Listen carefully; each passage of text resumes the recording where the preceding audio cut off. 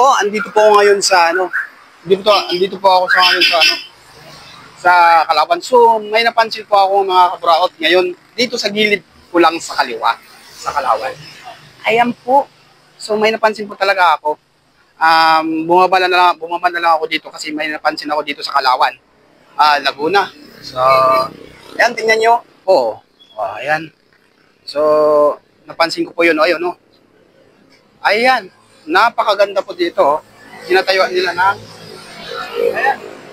Sinatayuan na ng McDo dito sa Kalawan, Laguna. Ayan, oh. Ayan. Napansin nyo, guys. Ang galing, ha. Ayan, oh, ang galing. So, maraming salamat po kaya sa ama ng bayan ng Kalawan, Mayor Osil Karatihan. Ayan. So, ayan, may McDo na po tayo. So, napansin ko, naramdam ko, tatayo din ng Jollibee dito, oh.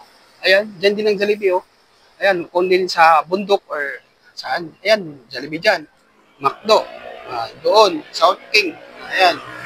Puno na po dito. So, ayan, is very excited po yung tao dito na magtayo po ng McDo.